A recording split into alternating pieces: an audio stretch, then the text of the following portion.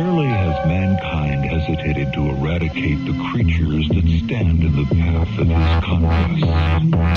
If we find ritual extirpation, undesirable natives of another world, the rest must be destroyed. Is it possible that our dark past and pray?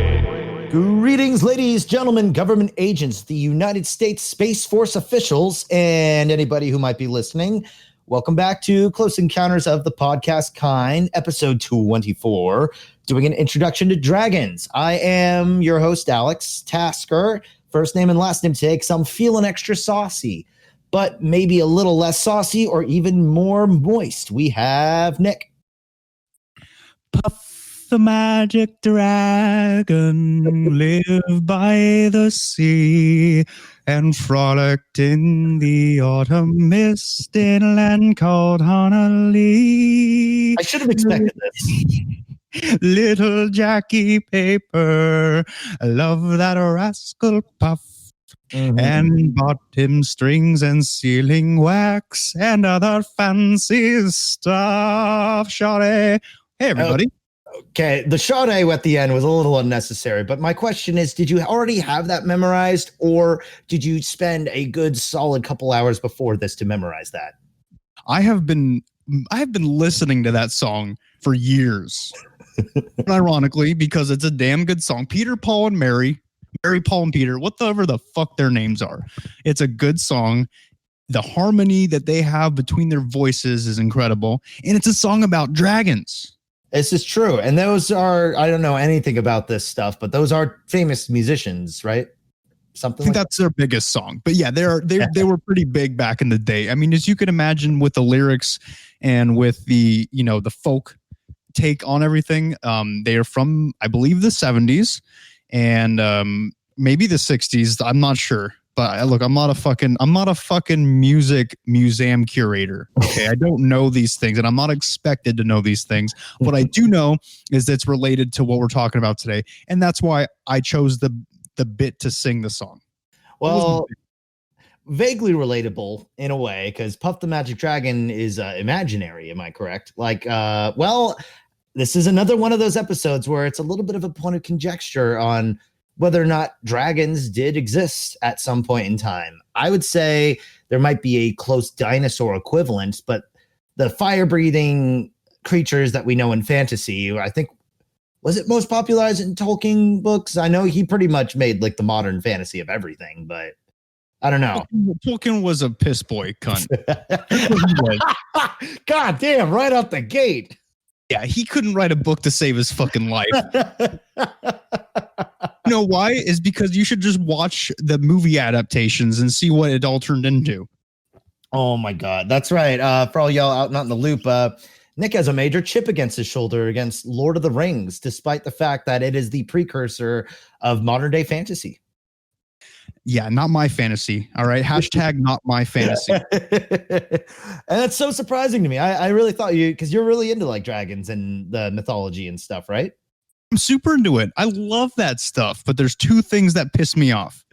Reading, nerds who think they can write books that can be turned into movies. Even though it has the final movie did win an Academy Award. You're aware? How? What was it for? Was it a Razzie Award? Return of the King. God, I almost typed in Grammy. That's incorrect. Oscar. It won Best Picture, Best Original Song, Best Original Music Score, Best Visual Effects, Best Director, Best Adapted Screenplay, Best Film Editing, Best Production Design, Best Sound Mixing, Best Costume Design, Best Makeup and Hairstyling, and Best Sound Mixing. Oh, no. Sound Mixing, they got nominated. Yeah, makes sense. Good try. Try. Yeah, you only respect them if they got that 12 wins, but they only got 11, so it's a shit movie, right? Yeah, but plus we all know Hollywood's all controlled by the liberal elite anyway, right? All these fucking guys trying to take away my rights to tell my wife to not get an abortion. Though I think liberal elite is a bit of a generalization. I do agree that I think Hollywood is controlled by people with money. But Lord of the Rings is a great movie. It's a great movie series, which for years we've battled about that. But we'll have to save that for a different day. We before we get too up, because I know I will get very passionate about this one. But we actually have a new segment to get things started today. Since we're getting so emotional, we thought it would be nice and interesting to, before we really get into our episodes like we usually do, we're really become a little bit more proficient at winging it because we don't like preparing. So we thought it might be better to, kind of read the room a little bit, get a little bit of an insight into our lives, and read our horoscopes for the day before we begin. And we can see if it affects the quality of the episode. That's right. It's a test that we're doing. All right. We're going to do this.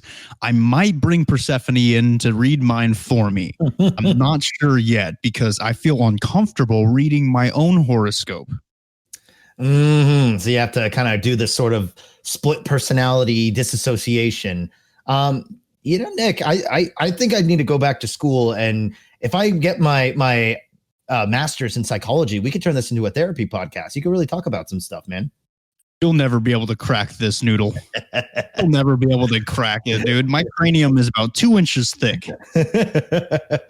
Plus, I know you've got some martial arts training too, so that makes it extra difficult because the minute we get close, you just beat the other guy up and call him a nerd, right? Yeah, and I'm squirmy too. I'm just, like hard to hold on to. So it's like you're covered in butter. Yeah. All right. So we're gonna the little horoscope thing. It's just gonna be a very quick, brief little thing in the beginning, just to kind of set the mood a bit, and then we'll jump right into it. So. For all y'all who don't know, I am a Scorpio, and today, that nagging feeling you've been having about something or someone should start to fade away.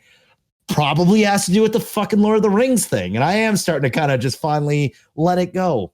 All of your worries were unfounded, which will become evident by the end of today. You trusted your instincts, but they turned out to be wrong. It's extremely rare, but it does happen.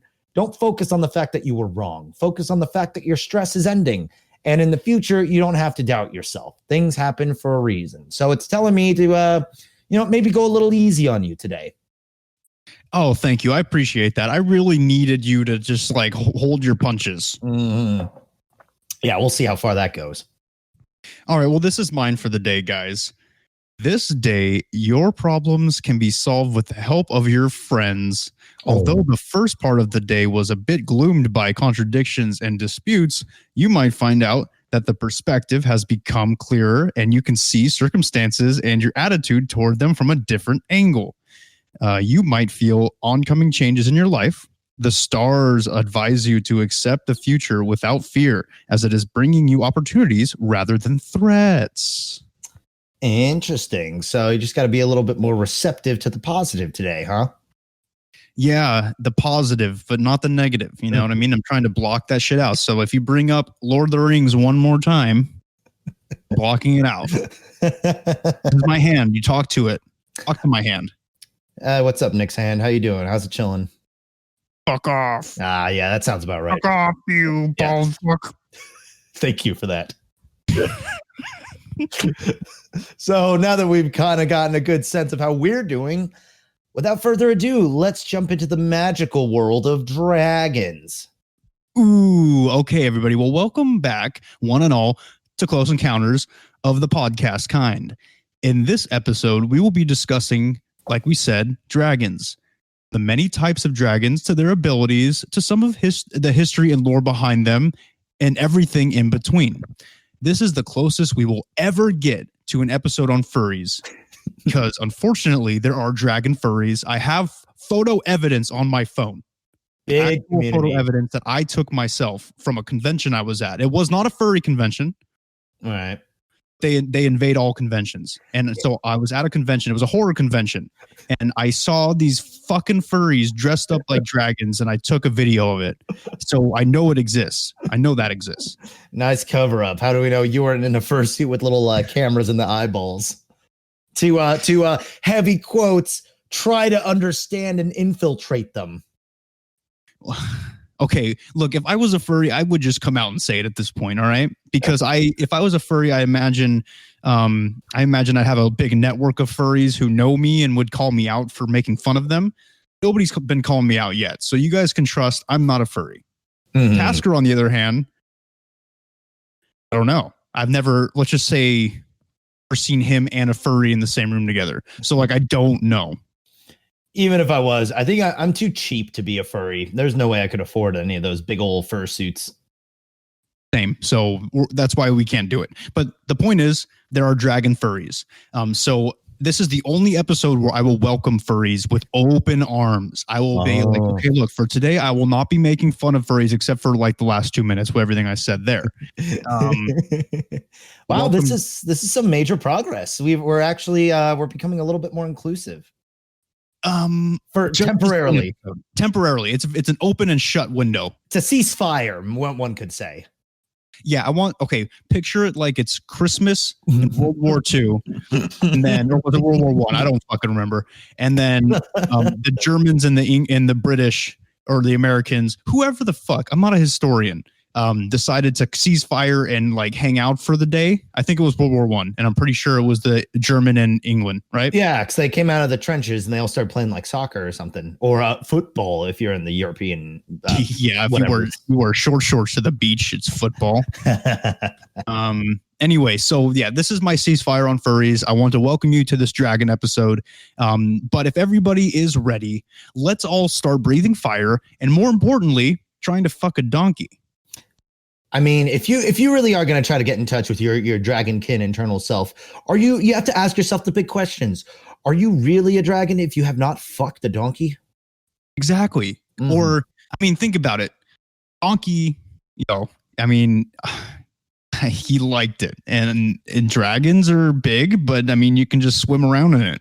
Yeah. And if you haven't seen Shrek at this point to understand why this is an important part of dragon culture, what the hell are you doing? It's a great movie. Even Shrek number 2 is fantastic. I love every single one. Even the Puss in Boots fucking spinoff. I got to 3, and then 3 was like, okay, it felt a little sellout-y to me from that point onward, so I kind of dropped off. But Shrek 1 and 2, I will stand with to the death. Yeah, I agree 100%. Mm-hmm. All right, Tash, you ready to get into dragons, buddy? You know what? About as ready as I'll ever be. Well, first, I'd like to begin by talking about the history of dragons, primarily in different cultures, and how the legend of the dragon was intertwined within said culture. As a side note, this is by no means an exhaustive list. There are depictions of dragon-like creatures in almost every culture around the world. Yeah, because they're fucking sick. Giant fire-breathing lizards. Well, maybe not. No, I'm getting ahead of myself. I'll let you do it. Oh, it's okay. I know this is an exciting topic. All right, everybody should be fucking erect right now. I am actually, yeah. No, I'm definitely in the raging chub category right now. Dragons are, of course, y'all know me. I love my video games. I love my anime, and dragons are just such a forefront of all that stuff. So this is a little trigger happy right now. Yeah, this is definitely an episode for both of us. Mm-hmm. First on the list, we travel to ancient Egypt. Walk like an Egyptian. Oh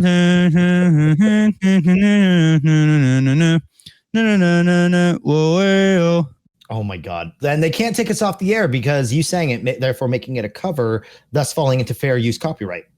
Yeah, fuck them, and fuck the Bengals. Oh, wow. Nice. Okay, so ancient Egypt, which is a surprise to me as well, because I'm going to be honest with you guys up front and tell you I had no clue that there was a dragon living in ancient Egypt. Like, I've never heard of that specifically from that culture before. Yeah, they're all about like cats and pulling organs out of dead bodies, right? Yeah, and sometimes crocodiles, but that's pretty much it. Cats, dogs, and crocodiles, dude. That sounds like my new prog rock album. Yes. Also, we have to emphasize we're talking about ancient Egypt. Egypt, of course, still exists if y'all don't know about it, and they are very much a different culture than what they are, what we learn about in the ancient times, as most of our cultures were. Yeah, for better or for worse. I think they've changed for the worse. Well, we don't need to get into that right now, but if you're Egyptian and you're listening to us, let us know why we're incorrect. Yeah, please let me know without bombing my country. No. They're digging a hole. But I told myself from my horoscope that I need to be nice to you today. So we're going to say, Nick, that's not nice. Okay, sorry, I'm taking advantage. Yeah. All right. Okay, we're giving you 3 strikes. You just used your first one. Once they're up, I'm nixing the horoscope. Okay, but here's the deal, bud. You can't just like give me a strike after you tell me that there's going to be strikes, right? Shouldn't I get 3 more tries? Or I don't know how it works though. I mean, I'm not a teacher, all right? I've never had to deal with like a kid before, so I don't know. Yeah, it's a nice attempt at lawyering, but that's not going to work this time. You get 2 more. All right, fuck it. So, this Egyptian dragon was called a kek. A cack. A kek. For those curious, it's spelled Akhekh. It literally sounds like a kick. All right, it sounds like I'm from Minnesota. I'm talking about sucking a kick. All right. I mean, well, is it like a long serpentine, like phallic looking thing? Because we'll get into it. I don't think so. Oh boy, because if that was the case, then it's just like, damn, they knew what they were doing. You know what they were doing. But was also known as a keku. Keku. Okay. A keku. So a kek was a massive serpentine creature with 4 legs and feathery, beautiful wings, similar to that of a griffin. And as a side note, there were historical interpretations of the akek that they think that the actual European griffin idea derived from the akek in ancient Egypt because of how similar the wings and the body and the feet were. That's a good point you bring up, because back in the day, of course, we didn't have the internet. In fact, hell, for a long time, they didn't even have books or illustrations. So imagine like being, and especially once everyone started traveling and seeing each other, it's like you're from Europe, you're from Europe, you go to Africa, you see a giraffe, you come back, you're like, I just saw a horse with a giant neck and it was covered in spots. They don't picture a giraffe immediately. Their imagination goes wild because they've never heard of anything like that. So that's where a lot of these fantastic creatures tend to come from, is it's not so much of a mistranslation, but the lack of visual aid to really know what happens. And this crossing of cultures really is what creates a lot of these creatures and stuff. So no, I definitely think you're right about that. I think it's a super awesome little origin story to a lot of our modern creatures. I agree 100%. And you know what? Culture is a weird thing. Just because you see something doesn't mean that somebody else knows what it is. You know what I mean? So like, and then how, like you said, how are you going to explain, seeing something that looks like a hippopotamus to somebody who lives in Europe? You know what I mean? Yeah. Well, that's like me saying like, oh yeah, dude, like I got like the best dick in the West. You know, it's got all these ridges that the ladies love. And then somebody else looks at it and they're like, oh no, that's just genital warts. Yeah. Sucker. Should have checked. Yeah. Anything's weird down there, go to a doctor. It was also seen as a symbol to represent Set, who was the Egyptian deity of violence, disorder, and everything dark. And with this connection, Akek was often seen as a sign of anything negative to come and the darkness to the light. So Akek was the dark side of the force to the light side of the force, like in a lot of their mythology. So I don't know, picture Ra, right? The sun god of Egypt as like Luke Skywalker. Right. And then you know what? Let's picture him as the true chosen one. So like Rey, you know what I mean? Oh like God. Rey, Palpatine, but not Palpatine, Skywalker. And then Kek was like, Palpatine. He was like the evil to the good. And yeah, that's the only way I can put it is he was like, he was kind of an asshole. Well, he's the yin and the yang, you know, he's the bad side. He's the, I feel like there's so much better. Never mind. You're right. He's evil. He's the bad omen. He's what brings.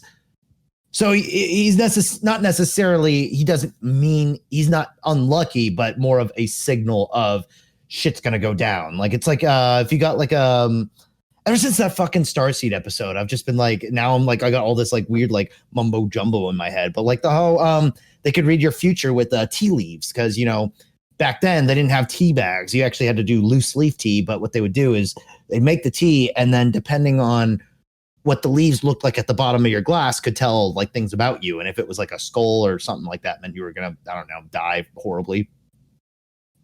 Technically that's called divination. And there's thousands of forms of divination all throughout the world.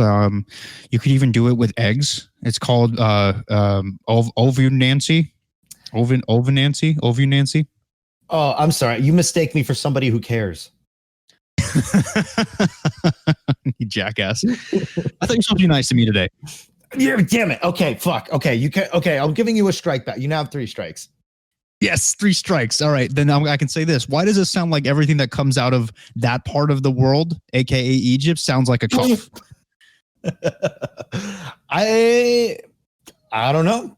I couldn't tell you. Maybe it was. Well, that's always been interesting to me with like how like language is developed. It just seems to me in that location, that way of speaking, because of course language all started as grunts and groans because we were just monkeys. But then like I don't know. It's like was it just more comfortable to speak with like a does it feel comfortable to you? Does that sound comfortable to you? No. I know this is ignorant of me. I know this is ignorant of me, but does Egypt still speak Egyptian, or is there a different national language?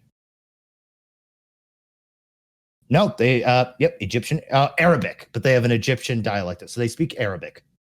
We are going to get shot for this. Yep. We are 100% going to get shot for this. I don't know what's going to make it into all you guys, just a heads up.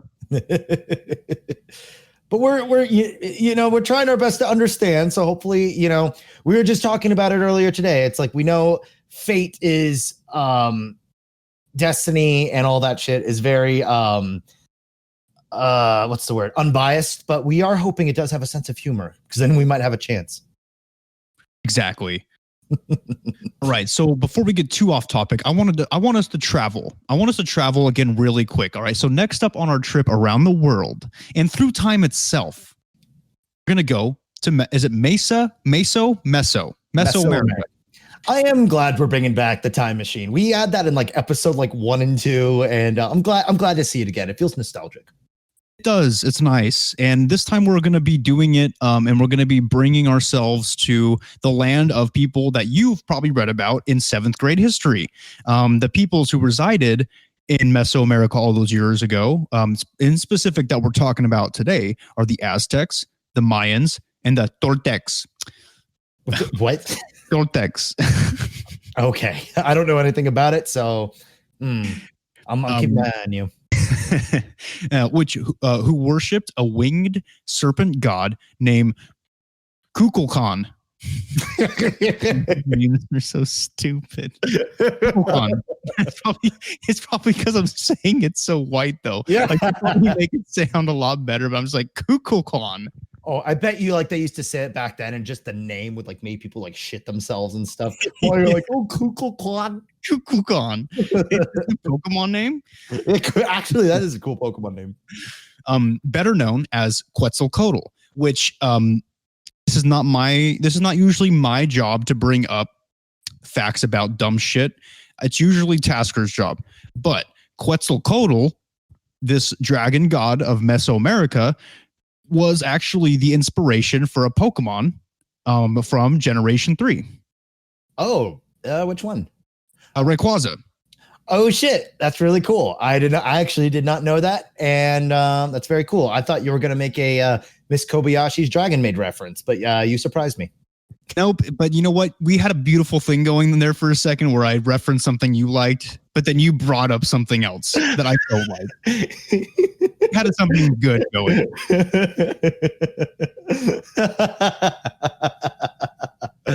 Oh man, and yeah. Jesus, great character from that show. All right. Let me just brush that off. I'm trying to be a nicer person too. Quetzalcoatl was a massive serpent-like creature with feathery wings, similar to Kek or whatever the fuck his name was, but The difference here is he does not have legs. So Quetzalcoatl was strictly like a snake, like a giant serpent with wings. Technically a dragon, though. Ah, okay. So these are pretty like I was about to say customized. I don't think that's really the right word, but very unique to the culture they come from. Dragons. This is we haven't even brushed the surface of like the classic dragon. No, not even. Yeah, these are very unique. I just wanted to give an idea to people about how many different ancient cultures throughout the world have some kind of serpentine dragon-like creature in their lore, because we know it's real. Like, it had to come from somewhere, right? So if all these people are seeing something, I'm saying, look, they probably existed. Well, that's like the argument of how a lot of cultures have pyramids, and they even found some underwater, right? Yeah. Because aliens built those, though. Now that could be a whole episode's worth of content, I am sure. But it is, and it will be, and it's in the brain. Mm-hmm. It's bubbling in there. It's boiling, huh? Yeah, dude. Witch's brew in my brain. But surprisingly, the Quetzalcoatl was a fairly benevolent god, which is pretty contradictory to his intimidating, monstrous appearance. Well, that's nice. Is he like a guardian deity, or just doesn't give a fuck and just kind of does its own thing? He's kind of a guardian deity. He actually is like a protector. So, so he's probably one of the only like dragon gods that are in existence that is like fairly benevolent. Okay, well, that's pretty nice. And if you ever seen any like artwork of anything related to Quetzalcoatl, I know it's very colorful, like a lot of like big, vibrant primary colors and stuff like that, with like blues and reds, and yeah, it's a pretty but at the same time, it's like a balance too. It doesn't seem like a little overbearing to the eyes. Yeah, this isn't an art class. Just say, man, that shit can get chaotic real quick. All right, fair enough. Now back into the space-time machine. Okay, we now are going to go to the most Hitler Youth area of our journey so far. Okay, and that's going to be Scandinavia. The worst way you could describe that. Like, you had all day to come up with something else, and you went with. Okay, all right, continue. And that is, of course, includes the Norse pantheon and myths, which reside in Scandinavia. So it's places like Norway, Finland, Sweden. You know what I mean? Those up there, the cold places with the big, beautiful blonde people. This is like where like Melania Trump came from, right? I don't know where that fucking horror came from. I couldn't even tell you, dude. What's he gonna do? What is he gonna do? What is Trump gonna do to me? Maybe cut that. I don't want to get killed. I don't want to get suicided. What is that? Suicide by two bullets to the back of the head? Yeah, I want to go the way Epstein went. Oh, still killed by the president, but just in prison. Yeah, still alive on an island somewhere. Honestly, that's one of the few conspiracy theories I think might be vaguely correct. So yeah, it's scary.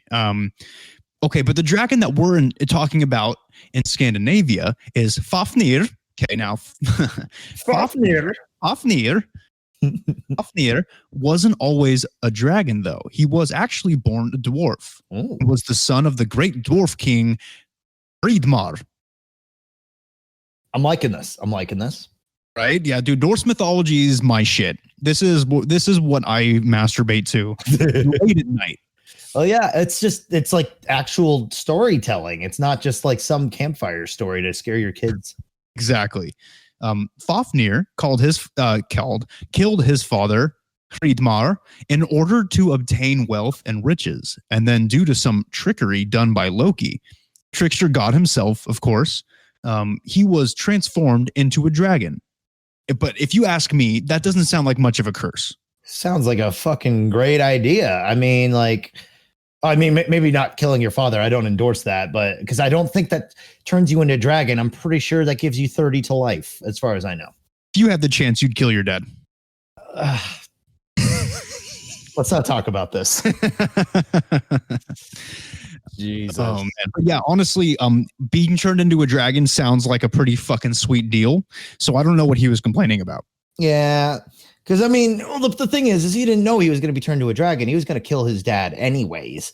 So it's like, it seems like a sort of like, sounds like a bonus. I mean, he already was ready to murder. He already had the inspiration to do that, and he was going to be okay with it. But at the end of the day, you get to turn into a cool, indestructible, borderline godlike monster. Yeah, I mean, when he was turned into a dragon, his scales were impenetrable. The only thing that was his weak spot was his underbelly, which is like, yeah, that's fine, but my whole body is an underbelly, technically. I was gonna say, yeah, better than being a human where everything's a weak spot if you throw something hard enough. Yeah, you know what? Maybe I wonder if I try to kill the Dwarf King, if Loki will turn me into a dragon, so I can just bounce. You know what I mean? And go guard a treasure somewhere. Yeah, so maybe it's not so much killing your father, but maybe it's killing a king. Maybe. I don't know. I mean, I'm not going to go around killing both just to try it out because I don't think I could even make it that far. But we don't recommend it. Also, this is Scandinavia. It's a whole different. We come from America. It's a little bit different. Yeah. These are different times. We're not savages here. Yeah, we just built our whole society on a literal Indian burial ground. Native American. I'm sorry. No, you can say Indian. All right. I'm tired of this. Like, I'm not going to do like 12 extra syllables just so some Indian on the side of the road is not crying. It's not my problem anymore. Okay. I'm not the one that did it. I'm not the one that put you guys in a reservation. All right. So stop fucking yelling at me. I didn't do shit. My ancestors. Is that a strike, or am I just going to? That was probably a strike. Yeah. Am I just going to let fate just take care of you on that one? You could probably cut that. You could probably just cut that off completely. I went on too much of a rant. little some personal thoughts, huh? You know what? And speaking of savages, oh my god. Last on our list, we are going to step into the machine one more time and travel to the ever declining country of Scotland. For a beast known as the Wyrm. The Wyrm. I couldn't help but notice the little tagline of the ever declining country of Scotland. I mean, I don't hear any good news coming from there. So I don't think there's been good news from anywhere for a very long time. Oh, yeah. I'm probably just pointing them out then. Yeah. So the Wyrm. Wyrm. Was a sea serpent dragon creature who was known to bring pestilence to living things within its vicinity. Okay, it's good. Got the accent. That's good. I'm not going to do it anymore, though, because it hurts to do. How do they talk like that 24/7? I don't know. Somehow being born and raised over there just was more fun to talk like that. I don't know. Good for them, man. It would also attack nearby villages. So I'm going to reread that in case anybody out there didn't understand my Scottish accent. Okay. The Wyrm was a sea serpent dragon creature who was known to bring pestilence to living things within the vicinity. It would attack nearby villages once a week for a meal, devouring exactly 7 of the villagers and then going back to the sea. That's exactly 7, right? It can't be 6. It can't be 8. Got it? Are you writing this down, Tasker? Nah, I think I can remember that. It's got to be exactly lucky number 7. Yeah. And you know what? This actually reminds me of a joke. Do you want to hear a joke? Yeah, let's hear it. Why was 6 afraid of 7? Why? It was 1 year older than him and he had more wisdom and knowledge. The old bait and switch with a different punchline. Very clever. Well, this the store worm. That's a strike. You're welcome. Thank you. I needed that. Anyways, the store worm was similar to Jormungunder. Okay. Now, Jormungunder was the infamous sea serpent from Norse mythology who was so long that it would span the entirety of the earth and put its own tail in its mouth.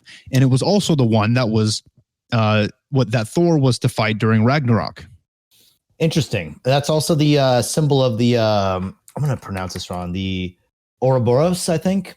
It's a dragon eating its own tail. It's a symbol of like the cycle of life or something. Yeah, exactly. It's based off of Jormungunder. Ooh. Oh, wow. Shit. I'm learning something. Yeah, I'm your guy. I'm your guy. I'm the symbology guy. All right. I talk about symbology with different creatures that may or may not have existed. And you know what? It's all been my head. And yeah, I'm still going to school, right? I'm doing a business degree. Mm-hmm. I'm not learning anything from that, but I'm retaining this information for some reason. Well, it's because you got to study the business textbook, not your mythical creatures book you have next to you. Actually, the book I have next to me is Encyclopedia of Magical Herbs. Scott Cunningham, expanded and revised.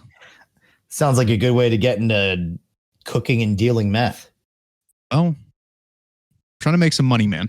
Dude, honestly, I might, if it works out, let me in, man. I need some cash flow. I think this is we'll talk about this under the table. Okay, all right, that works for me. Why are we telling you about all of these dragons and the dragon-like creatures from different cultures in the beginning of the episode instead of after when we've covered the different types? That's because I want you to begin to open your minds to the possibility that dragons once existed and may still exist. You fucking assholes. Okay. Okay. It was Tasker's idea to put that last part. I was like, I'm not feeling it. I mean, we shouldn't be calling our audience assholes. And he seriously said he would kick me off the podcast if I didn't put that. Completely not true. But you know what? We are all about mystery here. So we'll let you decide who is being more truthful in this moment. Like, I'm the jackass, right? People think I'm the jackass. But what if it's literally just Tasker pulling the strings behind the scene, making me do this? Like, he's making me make fun of Native Americans, and he's making me make fun of Egyptians, and he's making me make Hitler Youth references. It's like, what if he's pulling the strings? Actually a secret racist this whole time and just trying to cover up my own agenda. I mean, that'd be pretty nefarious. Yeah, he knows I'm just stupid enough to say it. So he's using me like a puppet. Well, it doesn't help that I'm like a bald white dude. So it's like people already kind of assume that with me already. So it's I try my best to not come off that way. I say Good my point. pleases and thank yous to everybody in food service and stuff. But it doesn't always help, especially if I'm really thinking hard about something. I scowl and people think I'm just going to be dropping like slurs. And it's like, no, dude, you don't even realize the stupid shit I'm thinking about. I'm thinking about like fucking like is Kobayashi's dragon mate, Oh, Jesus. Well, just because I have a slight slant to my eyes doesn't mean I can get away with saying everything. This is true. We all have our limits here. Okay, but yes, I want you guys to open your minds because now we're going to get into the last half of the episode that really matters. Okay, it's the one that matters to me the most, and I think to Tasker as well. We finally get to talk about the juicy shit and talk about different types of dragons. And I bet most of you out there had no clue that there were other types of dragons besides the exact one that you're picturing in your brain right now. Well, guess what? I'm proud of you. I could tell you really wanted to say something insulting, but you held it in. Good for you. Yeah, I am learning. Our podcast producer made me go to the Museum of Tolerance last week. Okay. I'm doing that. I'm in rehab for the things that I say. Yep. And the podcast producer is the officers that called from the noise complaints. Yeah. Suckers. Oh man. Yeah, so get that picture of a dragon out of your head. Okay. I don't care what it looks like, it's wrong. We're starting from square one. Yeah, it might be right, but I want you to paint a picture in your brains, guys. Okay. Tasker's already an artist. He knows how to paint. You guys don't know how. Your hands are like Michael J. Fox hands trying to stay within the lines while coloring. Okay. I need you to stop for a second. Just work with me here. Okay. So erase everything you know about dragons and listen up. First and foremost, we have the most common of dragon types, right? And that is known as the European or Western dragon. But I will be referring to it as the European dragon. I love how you're like, erase everything you know, and then we immediately paint a picture of exactly what they were thinking about. Yeah. You just got played. Brilliant psychology trick. The European dragon is the standard dragon that usually is used in pop culture and media. So there you go. Now it's back. Yeah. But they were in the mindset. That's good. Exactly. It was more of a symbol. It was a symbolical. They're playing 4D chess here. Oh, man. As far as physical attributes go, European dragons have the following: large reptilian bodies, kind of thick, right? Dummy thick, maybe. Dummy thick. 4 legs underneath the body, massive leathery wings coming out from their backs. And I cannot stress to you how important it is to remember the back, right? It's not coming out of the side like a fucking chicken, right? It's coming out of their backs, like on either side of their spine. Remember that. Is that really a big Oh, actually, no, you're 100% right in saying that. And we will see why later, because my nerd sense just kicked in. And I'm like, wait, hold on. This is correct. Exactly. Okay. So I want you to just erase everything you know about fucking dragon wings for a second. Make sure that you draw them back on the back. Okay. All right. They have narrow crocodilian heads with a mouth full of razor sharp teeth. And they usually have horns coming out from the top of their heads. And some depictions. Classic. It's a classic dragon, right? Some depictions of European dragons show them having more of a feathery atmosphere about them, right? Feathery, kind of angelic, if you will. Feathery wings. They have like these feathery frills around their neck, kind of like a mane. But the most important thing about that European dragon that sets them apart from other types of European dragons is the fact that they have 4 legs, separate wings on their back.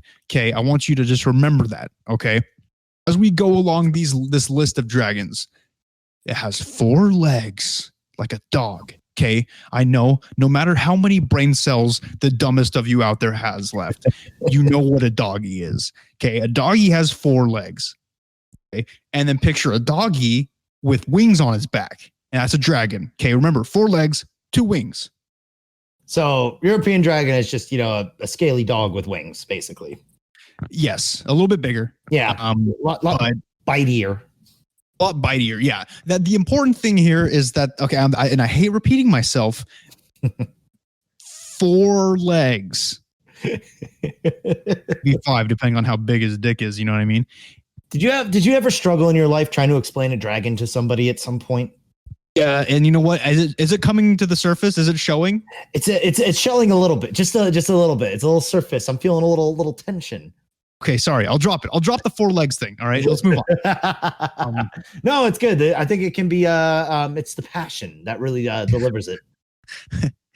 European dragons are also the ones who traditionally breathe fire. Okay, so when you're thinking of a fire-breathing dragon, it's most likely a European or Western dragon. European dragons come in a multitude of colors, but there are 5 main colors that are commonly seen, and each color usually corresponds with certain personality traits and environments. So this is the internet dragon quiz. Which dragon are you? Which one are you guys? Let's find out. Now, the first would be black dragons.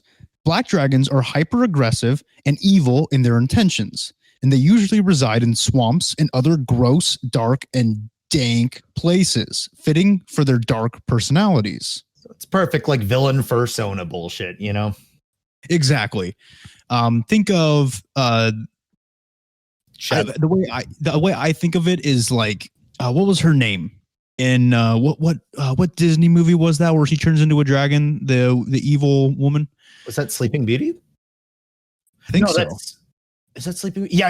I thought it was Snow White for a sec, but yeah, I'm pretty sure it's because Snow White's the creepy old lady, and then Sleeping Beauty, she turns into the dragon because there's the prince comes in and stabs and shit.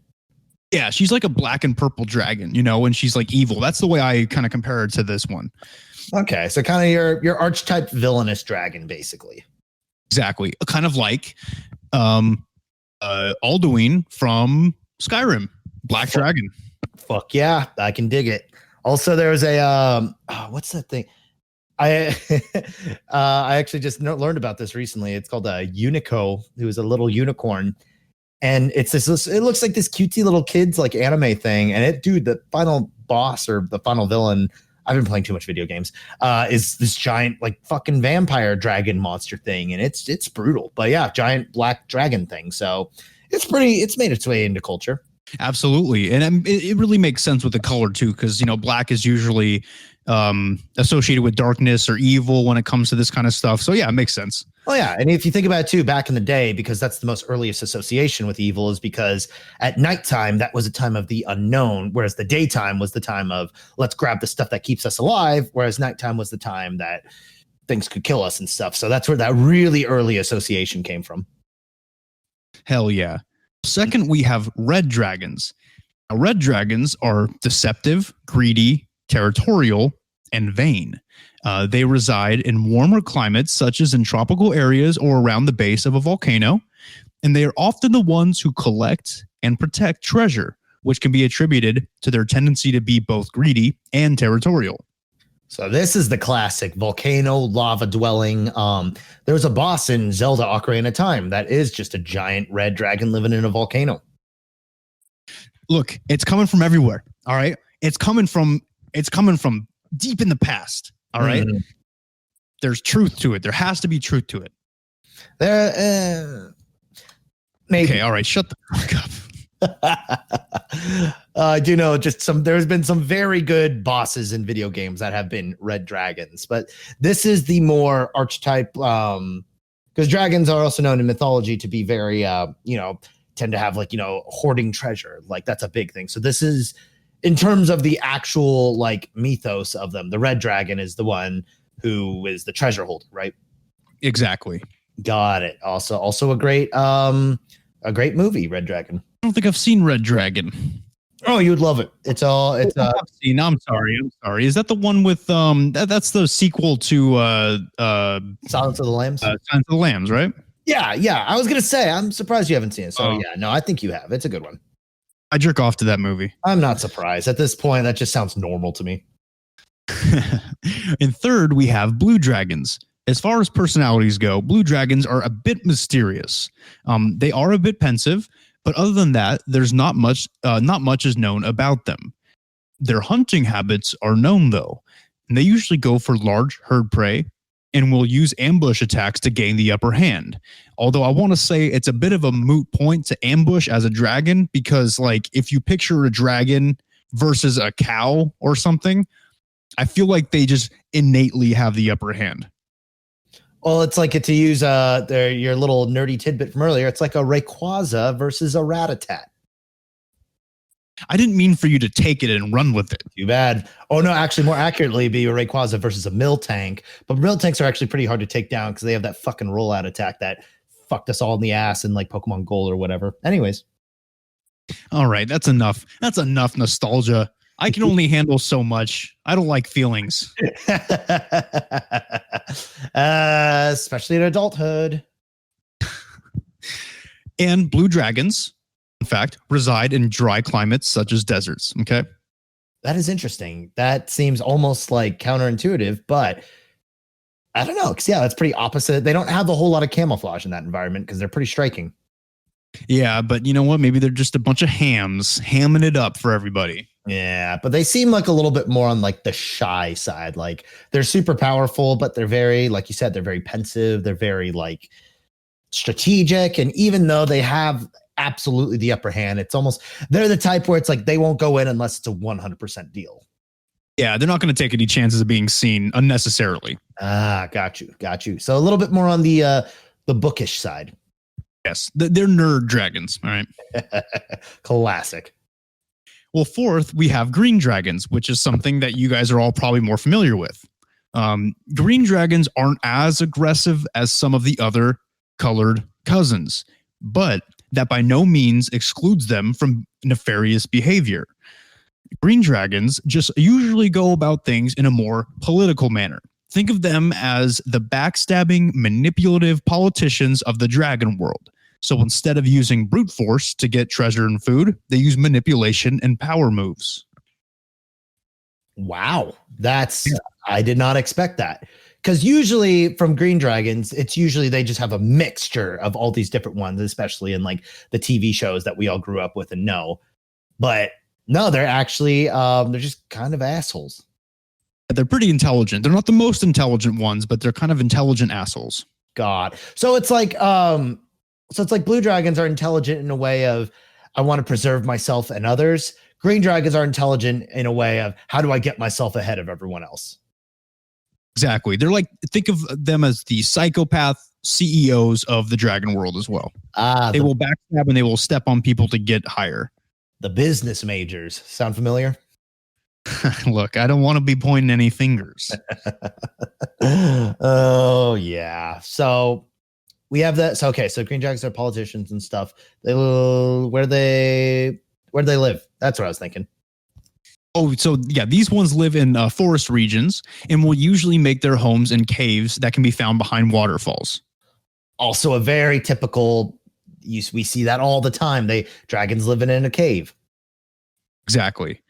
Now, lastly, we come to the beautiful white dragons. Okay. They're very like an aura about them. Okay. They're like very feathery. They're kind of like, how do I put this without offending the world?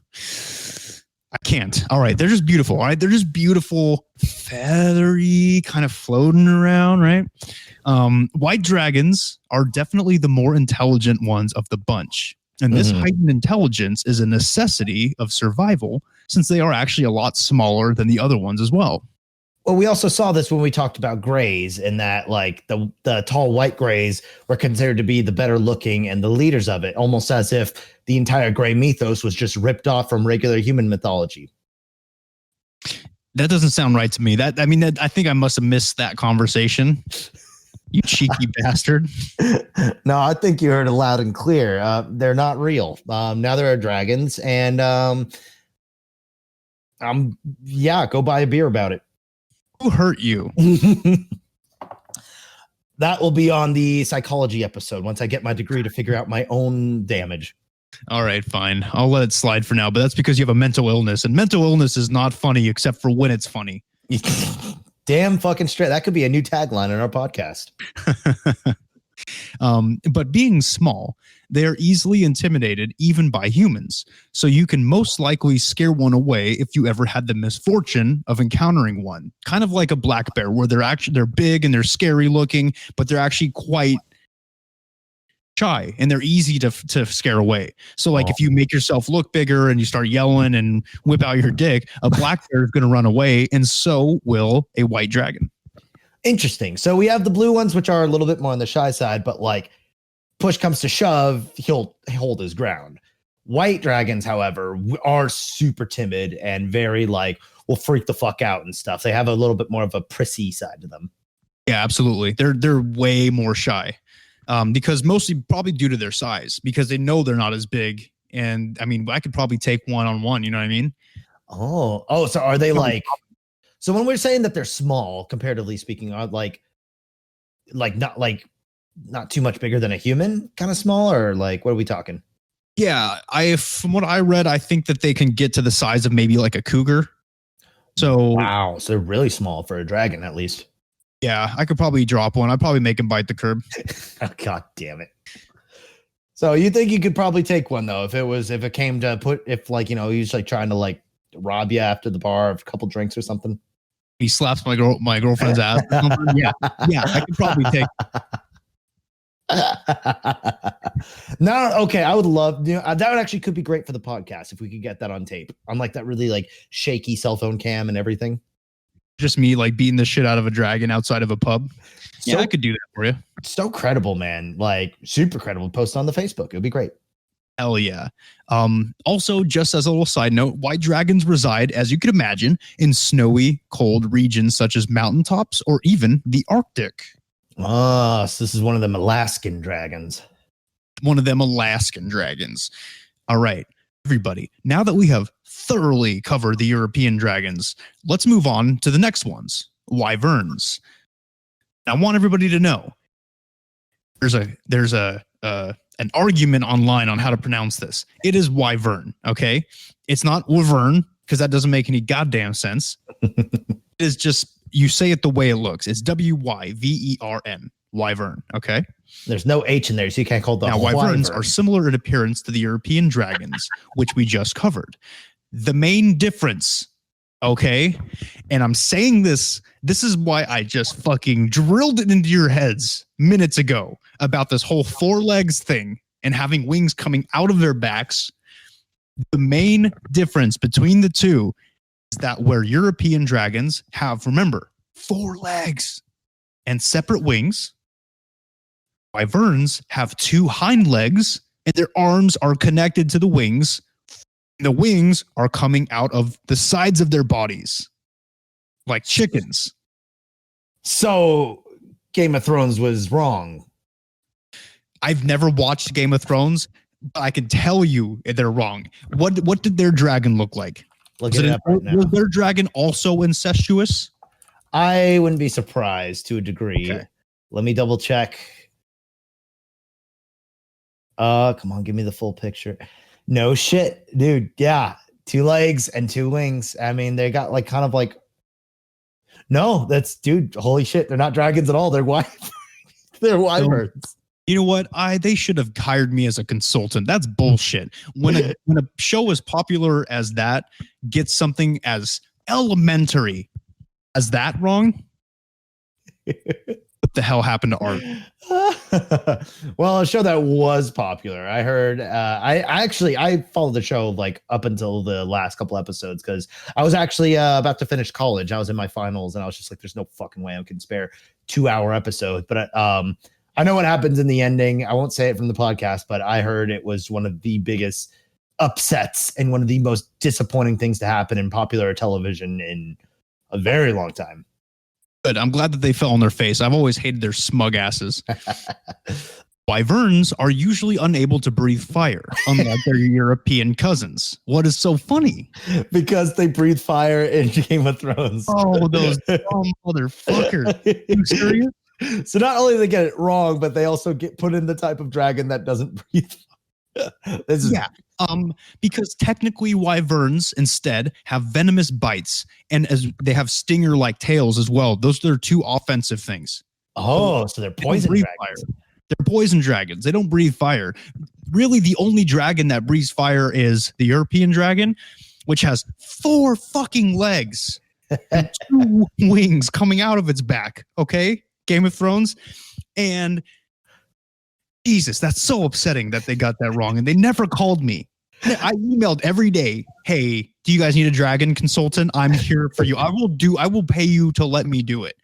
And then they said, "Nick, fuck off," every day.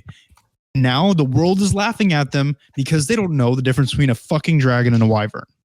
That's beautiful. I wonder actually, do the dragons in Game of Thrones books have 4 legs?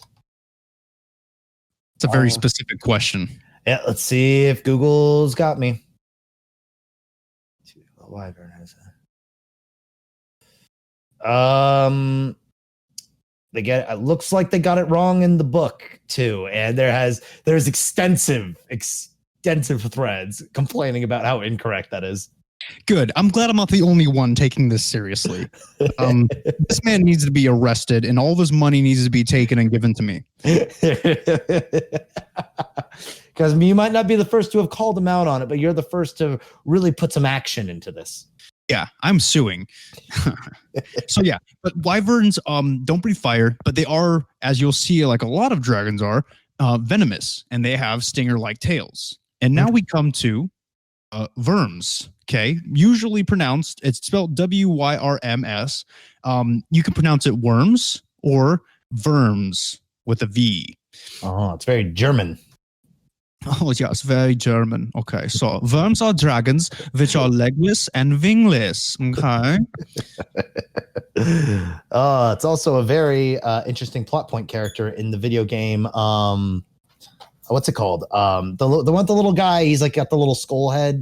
No, he's not a skull. Hollow Knight. Yeah, I played that game so much, so hard, so many times. Fuck you. It's a great game. Regardless, the worm is a creature. They do it really well. I don't know. Let's see what you got. I don't see if they got it right. All right, let's test it out. So yeah, worms are dragons without legs and wings. So essentially what they are, serpentine dragons. They often reside in the water because, as you can imagine, with with no limbs and no wings, it's quite easy to slither around in the water, and it makes it a little bit easier on them. They cannot breathe fire, but they are so large that their sheer size and brute force is enough to get what they want, usually. Now, as if that's not bad enough, a lot of different reported worms are said to have poison breath as well, suffocating their victims and everyone within the vicinity. Interesting. Let's see. Sorry, I'm just doing comparisons to see how much they got right. So far, it looks like they're pretty legit in the video game. You can make fun of Hollow Knight all I want, but at least they're doing their homework on dragons. Well, I think it's great that a small indie developed Kickstarter funded game got the mythology right versus a AAA HBO series.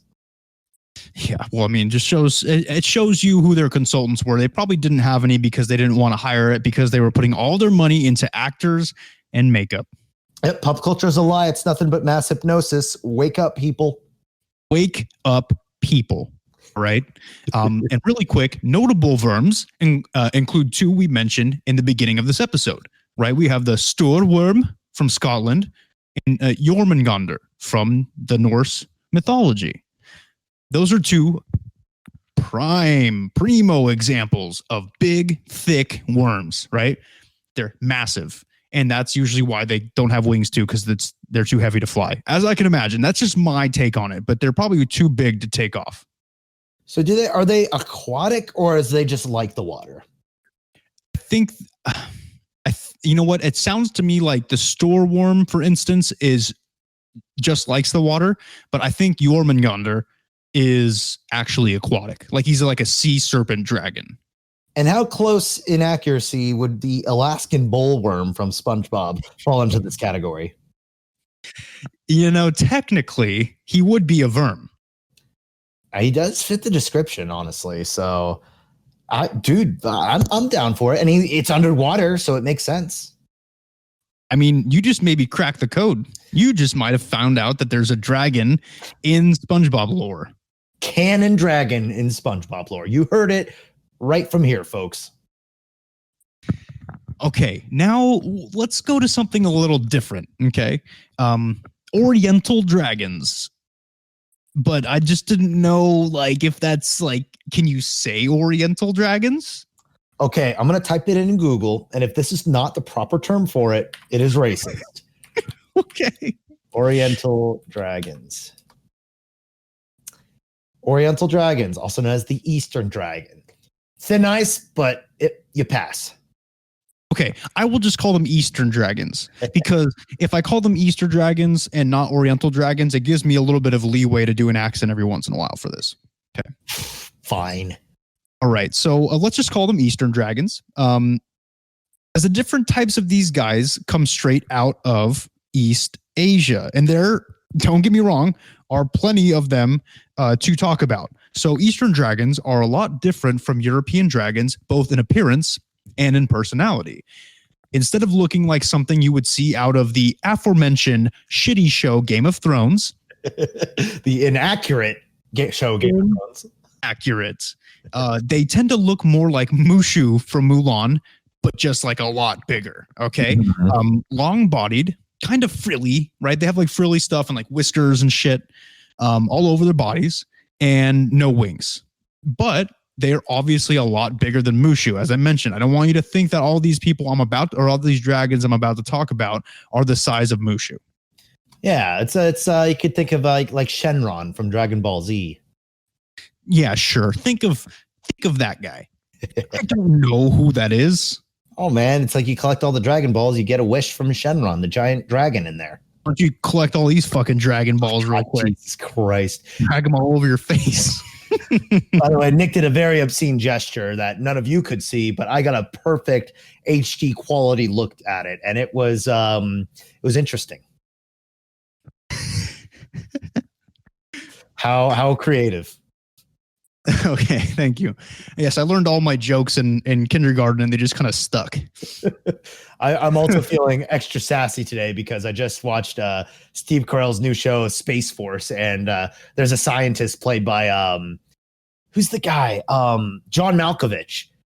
And he's great. And I'm just a little in that little emulation phase whenever I enjoy a character a little much. I feel like I want to absorb their attitude a little bit. John Malkovich is a fucking great guy. He's like such a funny actor, dude.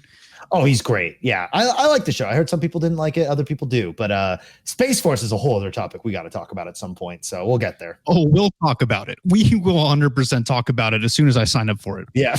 Once you're enlisted, we'll get going. There is a wide variety of different Eastern dragons, as I mentioned a little while ago. And with each one, they represent something different in the culture. First up on the list is the Tianlong, which are celestial dragons who help to pull the chariots of the gods and guard the gods' palaces up in heavens. So it's more like a pet dragon kind of type. Yeah, they're kind of like the workhorses of the, it seems like. And just as a quick side note, I want to point out, difference in personality wise to like Eastern dragons or other dragons that we're thinking of is the big difference is the fact that these ones are benevolent most of the time, and they are usually worshipped in some way or the other by the people, and they usually bring good tidings. Interesting. So it's basically, if it's European, it's evil. Anywhere else, it's probably pretty cool. Exactly, man. But that's just kind of the, the Eastern side of the world has a good way of taking negative things and turning them into positives, which I can appreciate. Mm-hmm. Whereas, Europe and America just hate everything. Yeah, we do, don't we? Ain't that the truth? Now we have the Shenlong, which are the dragons that control the wind and the rain.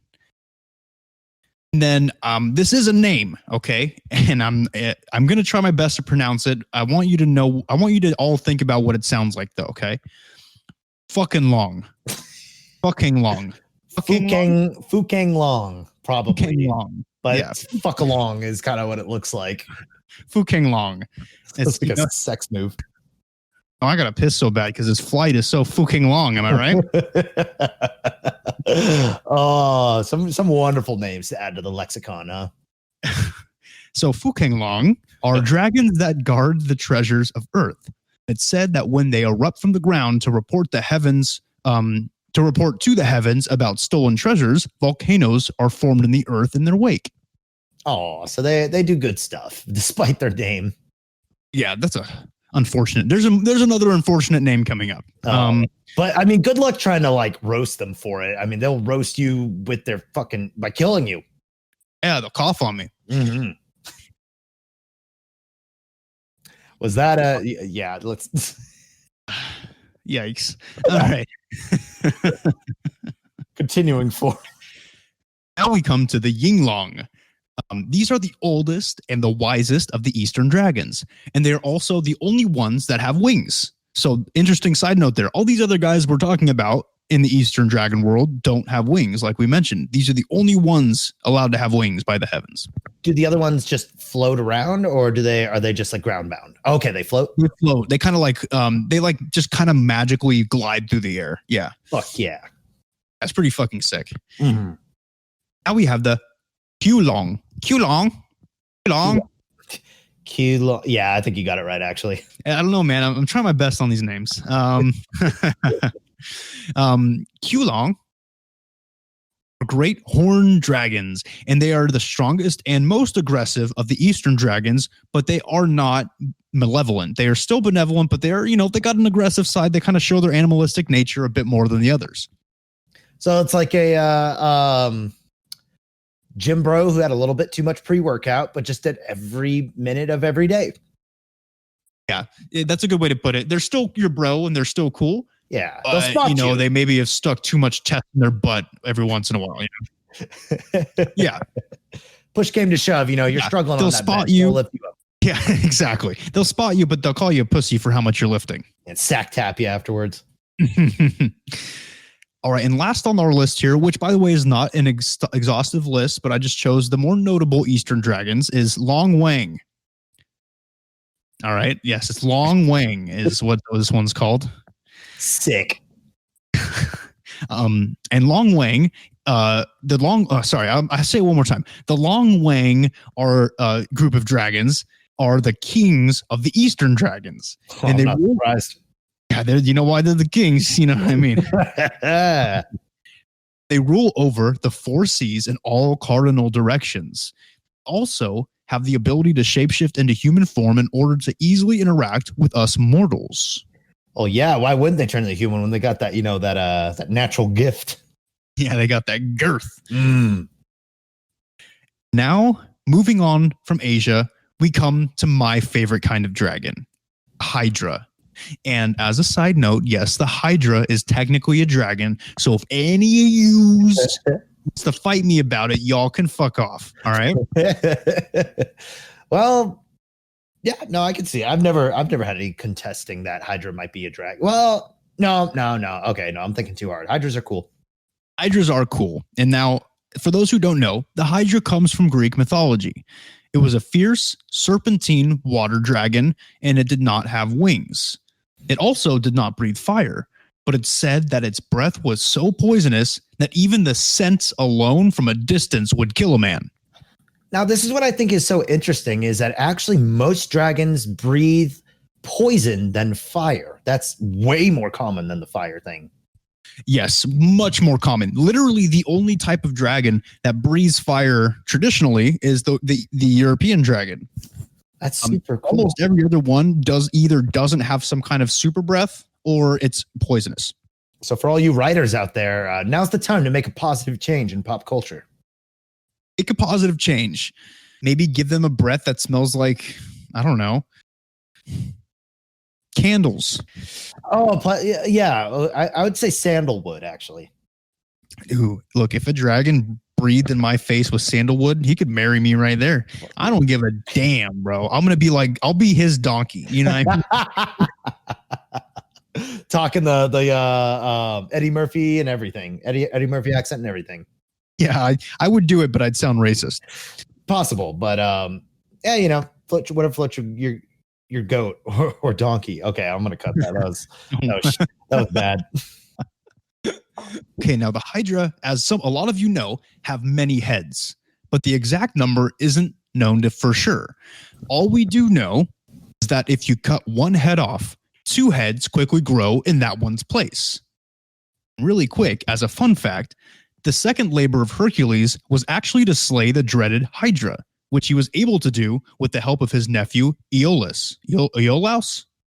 You know this more than me. I couldn't tell you. I'm going to say Iolaus, okay? Cool. Hercules would cut off one head, and Iolaus would swiftly cauterize the wound so that 2 new heads were unable to grow back. And that's how he eventually defeated the Hydra, just by cutting off the last head. Are you meaning to tell me that Disney got it wrong? No, dude, those anti-Semitic bastards. Shock, shock, shock. A Disney movie is not an accurate portrayal of a cultural monster. Those, and they made Hades funny. Dude, Hades hates his fucking life, dude. Dude, I love the real story of Hades and how he's just the brother that everybody picks on, and he just completely gets fucked over. And the minute he tries to stand up for himself, they just immediately turn it against him and make him look like a villain. Yeah. Sucker. I love Greek mythology. All right. Now, everybody, I want you to get strapped in because this one is a doozy. And it's also Asker's favorite dragon. And he's told me this off air, so I know as a fact. Is it? What? Yeah, you've told me this. And remember, it's the cockatrice. Oh, yeah, that's a fucking cocksucker. Yep, love me a good cockatrice, man. Just give me 3 and I'm having a good evening. No. All right, calm down, Freddie Mercury. Fuck you. He's a good musician. The cockatrice is probably the dumbest one that we can cover here today. I'm at the edge of my seat. Well, Tasker, and you know this more than anybody. It's essentially a tiny dragon, only about 1 to 2 feet tall, with the head and legs of a fucking chicken, while the rest of its small, dumb body resembles a dragon slightly, such as leathery wings coming out the side and a scaly reptilian body and tail. But the notable features are the ones that we talked about, where it's like a chicken's head with razor sharp teeth in the beak. I want you to picture that. So it's just like small, angry, scaly chicken. Yes. And now people who have had the misfortune of running into one of these little retards say God. that they're people who have the misfortune of running into these little chicken-like beings, Special creatures. special little boys, say that their calls and communications sound like a banshee. Like Well, that was unexpected. And, well, I can go ahead with never hearing anything again. I imagine that's the sound they also make when they finish. It's the sound I make for sure. I knew it. You know what sound I make when I finish? Yeah, I know. I had a nice falsetto that starts off with like a and then it goes to Well, the cockatrice's only true offense and defense is their poisonous breath again. But apparently, their beaks will give you a hell of a pecking from some people's reports. But I just want everybody to know, so will a regular ass chicken. So there's not anything really that intimidating about a cockatrice. The worst part is the poison, it sounds like. I mean, is it like super lethal poison, or is it just like an annoying kind of poison? It's lethal, but the problem is they're so small that they probably breathe so like their breaths aren't as big as like big dragons. So I feel like the vicinity of the poison is just not as wide as other dragons. Like I feel like you'd be able to just kind of run up and punt one of these guys before anything even touches you. So it's like if you're a kid and you run into this, you might be in trouble. But like a full-grown adult should be able to handle it fine. Oh hell yeah, easily. Everybody, that's pretty much all there is to it as far as, the basics of dragons go. Surprisingly, there aren't a lot of cool topics when it comes to dragons. For instance, I tried finding ways to defend yourself against dragons, and all that came up were mobile game guides, which makes me wonder, like, what is this world coming to, right? Yeah, that is a good point. I feel especially researching on dragons, which have been so ingrained in literally everything. Because what did you type in how to kill a dragon, and then it just gives you a bunch of like game FAQ guides to the final boss of the next Final Fantasy game or something. Yeah, it was all Clash of Clans and all this stupid bullshit. So I gave up on that, unfortunately.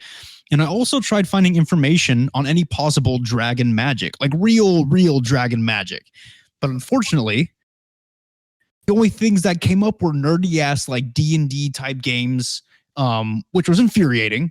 And it was like guides on like, okay, so if you guys end up rolling like a 20, you could easily do dragon magic. That's like a nat 20.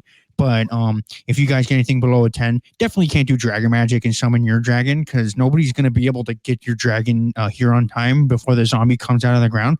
So roll for that. I can't tell if that's offensive to nerds or just accurate. It was so both. It was both, man. I'm sorry, everybody. All right. I'm one of you. This is what I call a joke. Okay. And maybe it wasn't very good. Right. We're all learning, though. I'm still taking my improv classes. I'm still going down to the center every day and trying to learn my improv stuff. So yeah, get off my back about it, though. All right. At least I'm not playing D&D in my parents' basement, like hanging out with my friends, drinking Mountain Dew. Actually, that sounds kind of good. That sounds kind of fun right now. Honestly, the older I get, the more that sounds like I should have done that more when I was younger. You know what? There's no time like the present. I take back everything I just said. Let's go buy a D&D starter set. Let's get back into it. Oh no, are we going to now become a D&D podcast? We could totally do that. We could do like bonus episodes about like and we can do like updates on our campaigns. right? And we can show off our on the Facebook page our different fucking die made of diamond that we buy and all this fucking dumb shit that people put money into. D&D podcasts only work if you're a really good voice actor or you're already famous. Good thing I'm both. So I mean, we got this on lock. I am glad you are so optimistic for this. Yeah, that's it for dragons, everybody. I hope you really enjoyed that introduction to dragons. I love the subject matter. I'm sure Tasker liked the subject matter as well. Yeah, actually, dragons are. I'm glad we were able to get some truth to here, because I'm sure people have been really mad about the quote unquote dragons in Game of Thrones for a really long time, and now to stumble upon that truth as somebody who's now gotten my deep dive dragon cherry popped. I feel I'm a little bit more educated, a little bit more ready to complain about even more things in my life. Yeah. And see, the next time, Tasker, you can do this now too. So the next time you're at a party, right? Like I'm often at a party because you know what? People like to socialize with me for some reason. I think that's kind of you do have this cult like presence that I think is a little dangerous, actually. I'm going to use it to my advantage in about 5 years. Yeah. But for now, right, I go to a party, people will talk to me about Game of Thrones. This was especially when it was still running. And now if you're at a party, Tasker, and somebody starts talking to you about Game of Thrones, you tell them to shut the fuck up, because why would I even watch a show that doesn't know the difference between an Eastern dragon and a Wyvern? This is very true. And then you do what you taught me and just, fucking pick them up and, pile drive them. Yeah. Then you take him to Suplex City, just like just like the WWE. But yeah, everybody, that was the episode on dragons. And really quick, just wanted to let you guys know we are still working on the Count Chocula episode. Yeah, it's hitch after hitch. I feel like it's been a little bit more steady nowadays. I mean, can you blame us for being really cautious lately? Yeah, look, I mean, there's a lot going on in the world. There's a pandemic that is, believe it or not, still going on, even though that's not being ruled by the media. Yeah, we got a little distraction with the protests. Actually, it was weird that for a second I was able to live in a world where the pandemic didn't really exist. And then I was like, wait, no, I actually still can't go out without a mask. Nope, can't do it, but people still do it. And, like he said, there are protests still happening in some places. I was going to say, it was almost frightening how there was a little relevancy in that a lot of, there was a huge case of police corruption in which Count Chocula was a major factor in, especially in, interrace relations. Like he was very much against, he didn't even really take a side. It was more like he just liked the chaos. So that's kind of why we kind of put it on the hold for a second, just because like it's just not appropriate to do at this time.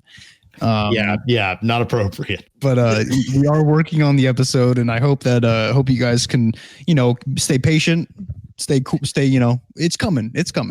And if you guys are listening on iTunes, we would love it if you would rate and review. Yes, please hit us up on Spotify. Shoot us a follow if you'd like. Especially if you want to catch new episodes. New episodes every Wednesday, usually. This week we're running a little late, but shit happens, life happens.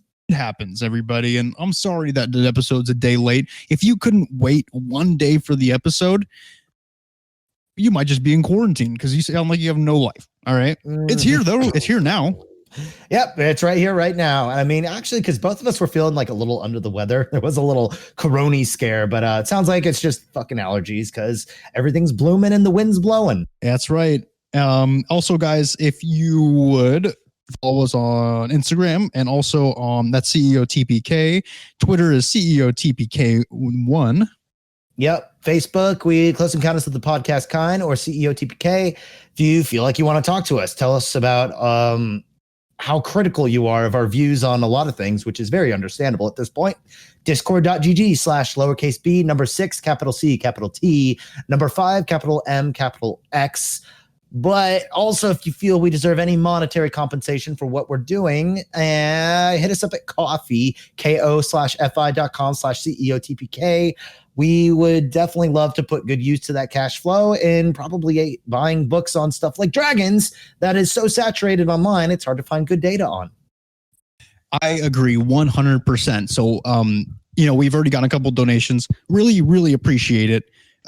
we do have a separate fund because we are big boys and we are adults. So we have a separate fund with the money coming in from donations just for podcast stuff. So anything is appreciated. It doesn't matter how much it is. Just know it's appreciated. We'll message you back for it as well. Absolutely. So thank you for that. Again, guys, that's ko-fi.com/TEOTPK if you're interested. So thank you for that. Yes. And also, extra big thank you to all y'all who are supporting us. We recently broke 1,000 downloads, which was fucking awesome. So thank you, all you. We wouldn't be here if it wasn't for you guys. Obviously, it's the only reason, we still have a glow of happiness in our lives in these trying times in these days. Thank you so much. We are more inspired than ever to keep this show going. We love doing it. We love hearing from you guys. Fuck yeah. Like, you guys are great. And thank you. Thank you guys so much. And also to all the new likes on the new people on Facebook on our page. Welcome. Really appreciate your support. And I want all of you guys to remember, it doesn't matter what kind of dragon you are, right? If you're a furry dragon, if you're a wyvern, if you're an an Eastern dragon. Okay. Just remember that the truth is out there. No, it's not. Okay, it's maybe racist now. We need to start over again. Yeah, let's just start over. I love that this is so hard.